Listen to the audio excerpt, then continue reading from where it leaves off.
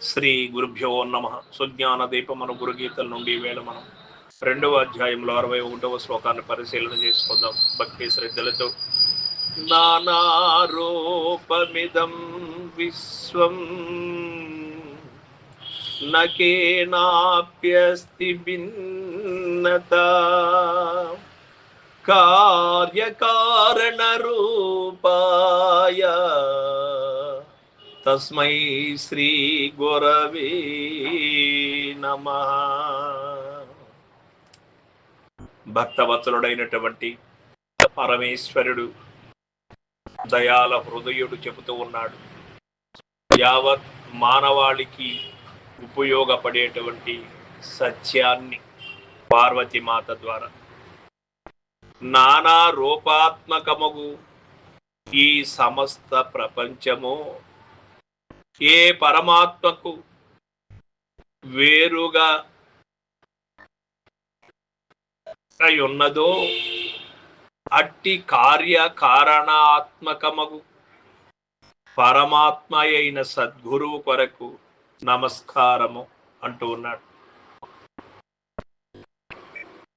గురుదైవం ఒకటే అయినప్పటికీ అనేకంగా కనపడుతూ ఉన్నది. మనకు నానా రూపాత్మకముగా కనపడుతుంది. ఈ సమస్త ప్రపంచము ఏ పరమాత్మ చేత శోభిల్లుతూ ఉన్నదో, ఏ గురు స్వరూపము చేత ఈ ప్రపంచం అంతా కూడా దేదీప్యమానంగా వర్ధిల్లబడుతూ ఉన్నదో, ఆ గురుస్వరూపము అనేకత్వములో ఏకత్వముగా ఉన్నది. అన్నిటిలో కూడా దేదీప్యమానంగా ఉన్నది. కానీ ఆ దేదీప్యమానమైనటువంటి గురుస్వరూపాన్ని గుర్తెరగలేక గురు కరుణకు పాత్రులు కాలేక ఎక్కడో ఉన్నది గురుదైవము అని, ఎక్కడో దైవము ఉన్నదని నానా తంటాలు పడుతూ ఉంటాం. అందరిలో ఉన్న గురుదైవం ఒక్కటే అని తెలుసుకున్న తరువాత ఒక్కరిని ప్రేమించడానికి కానీ ఒక్కరిని ద్వేషించడానికి కానీ మనసు ఒప్పుకోదు. ఆ గురు కరుణకు పాత్రులైనటువంటి వారు జ్ఞాన అగ్ని చేత అజ్ఞానాన్ని నశింప చేసుకున్నటువంటి వారితో కలిసి ఉండడం అనేది సజ్జన సాంగత్యం.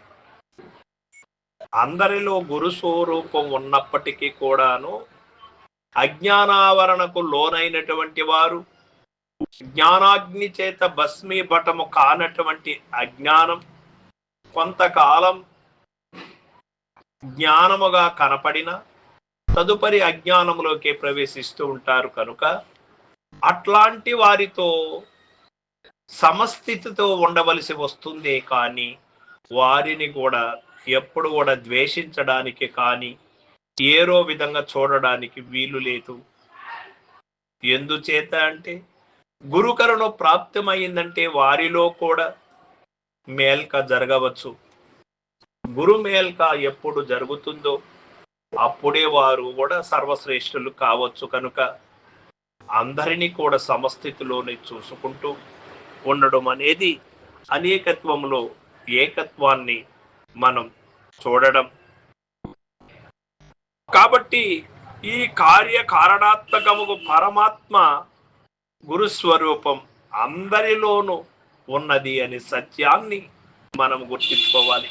సర్వం సద్గురు పాదార్పణమస్తు. జై గురుదేవ.